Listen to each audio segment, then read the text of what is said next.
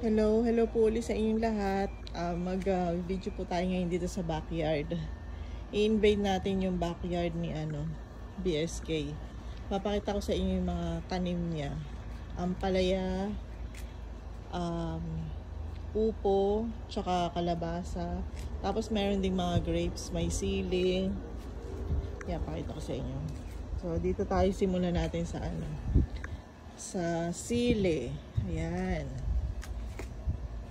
Ito, siling labuyo siya. Ito yung kakaibang sili. Nakita nyo, hitik na hitik sa bunga. Dami. Tapos, ito yung lemongrass. Yan. Marami din. Doon naman sa kabilang side, yung mint. Yan. Marami din yan. So, isang paso lang siya, pero kumalat na siya kaya madami.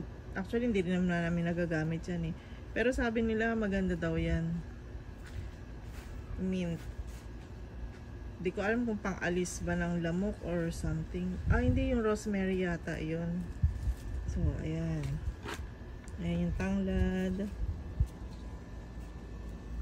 yung sili ulit. Tapos sa kapitbahay namin merong parang grapefruit siya, pomelo. Yan. Masyadong hitik na hitik sa bunga pero hindi naman nila pinipitas. Ewan ko, hindi yata matamis maasim yata. Tapos dito naman tayo gagawin naman tayo sa sa grapes. Hindi pa siya masyadong hinog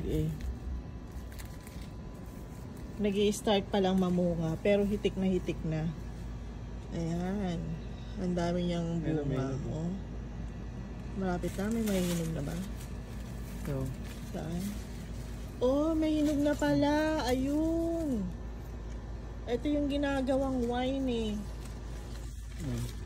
Ayan pahinog na siya. Ayun. Tapos ito pa pala sa baba. Ayan ang daming bunga. Matamis na to Ilang years na ba to? Ilang years na? Ayun, 5 years. Ayun, may 5 years na pala siya. Ayan yung grapes. Ito yung kulungan ng manok, kaya lang wala na yung mga manok Ito yung mga malakas mga itlog everyday. Tapos yung siling pinakita ko kanina sa inyo, ito siya. Ayan. Pag hilaw pa siya, kulay black. Medyo kakaiba siya. Ayan. Kulay black. Tapos pag nahindog na siya, gano'n na siya, kulay red na. So, ibang klase siya.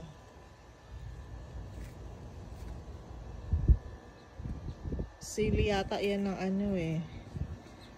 Taiwan or India. Hindi ako sure. Ito pa Yan. So to, pang Halloween na sili. Tapos meron ding mga kangkong dito, Chinese kangkong.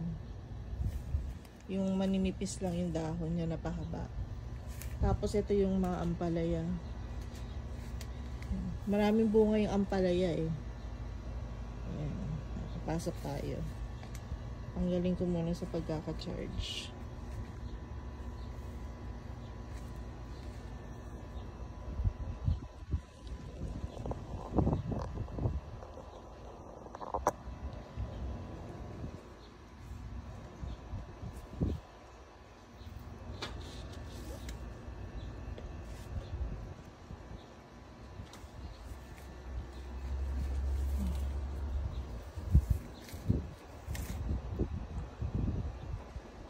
Kaya papasok tayo dito sa unang hilera para makita nyo yung bunga ng ampalaya.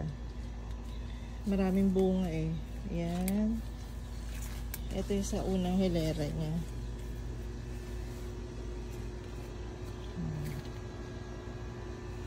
Ampalaya.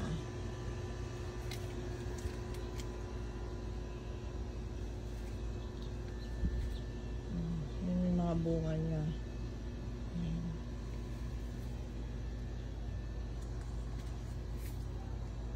Tapos hanggang sa baba, may mga bunga pa rin siya. Ayan. So, ito pala yung grapes. Dito pala kitang-kita yung mga hinog na eh. Ayan no, sa baba oh. Ayun, nagtatago. Nahihiya. Hinog na siya. Tapos punta tayo dito sa kabilang guhit.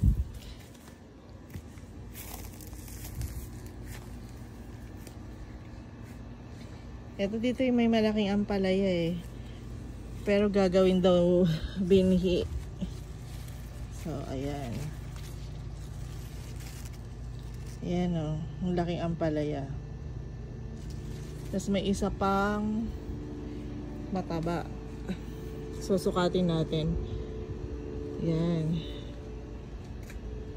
So, gabraso na. Konti na lang. Ayan. Sing ano na pala ng braso din eh. Oh. Ang sukat oh. Yung haba niya. Simula sa wrist ko hanggang sa elbow. Ayan.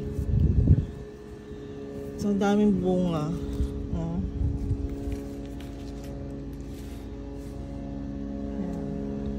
Ayan, mga maliliit. Palalaki pa yung mga yan. Dami.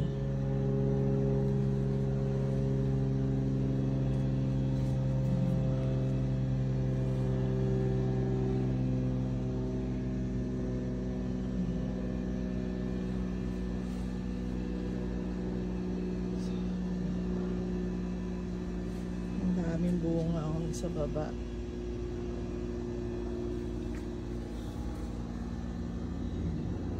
Etong side na to, may isang bunga doon. Hinog na. Ay hindi, malaki na, hindi hinog. Kasi pag hinog hindi na pwede. Dito maliliit pa lang. Palaki pa lang siya. Pero marami hitik na hitik sa bunga. So, punta tayo sa kabilang linya uli. Eto. Ayan. Hitik na hitik sa bunga. Tsaka ang gaganda ng dahon niya. Ito oh. Ayan. Malaki din. Mahaba.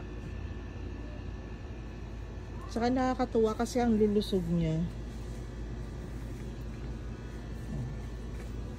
Ayan pa oh. Ayan.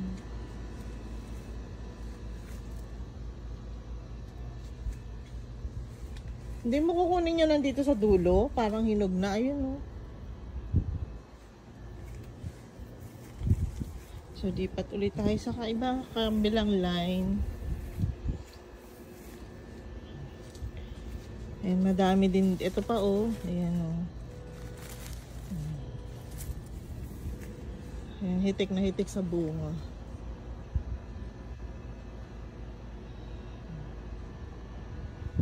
May mga nakatago. Madami.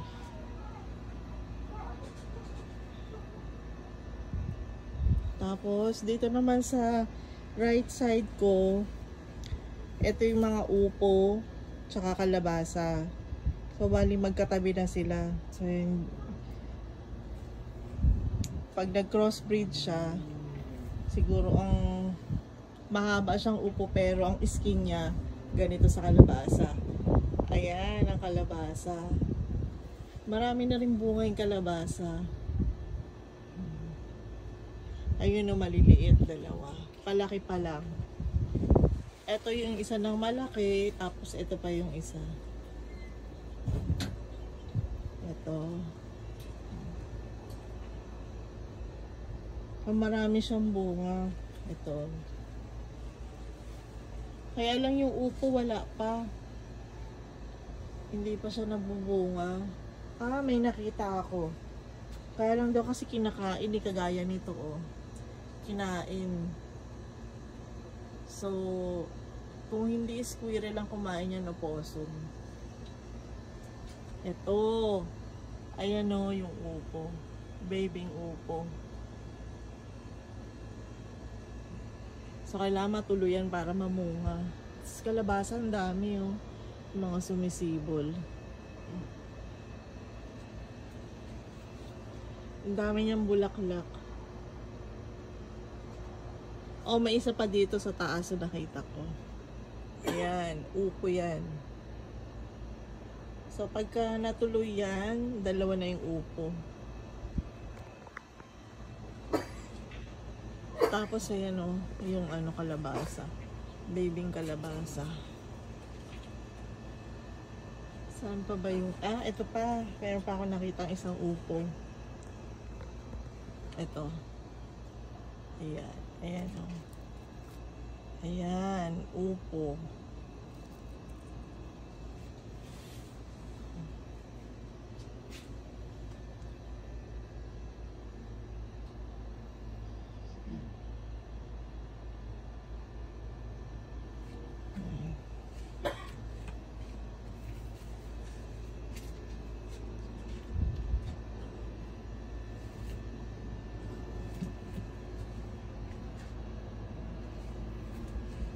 Yan sa mga ampalayang daon na yan, maraming nakasingit-singit pa. Ito yung mabangong bulaklak, yung kulay puti, rosal.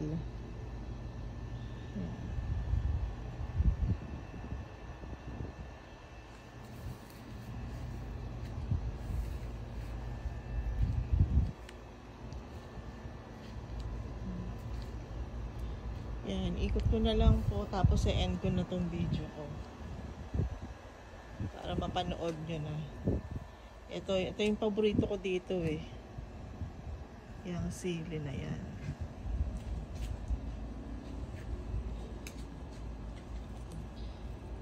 Ayan, tapos yung recycle ko sumabog na. Iniipon ko yan eh. Kasi bibenta ko.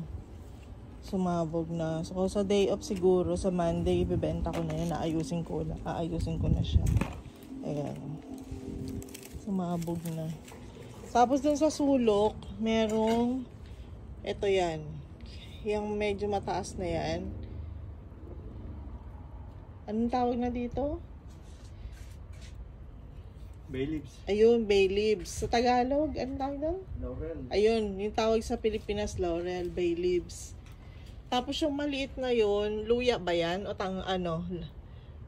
Turmeric. Ayun yung luyang kulay orange, turmeric.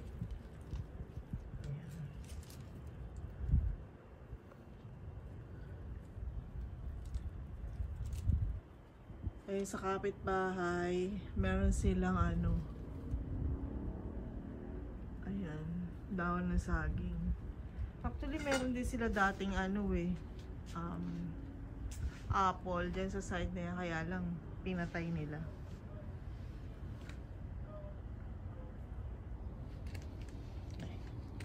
So, ayan.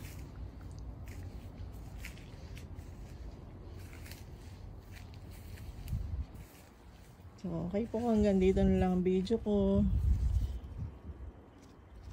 Thank you for watching. Bye-bye.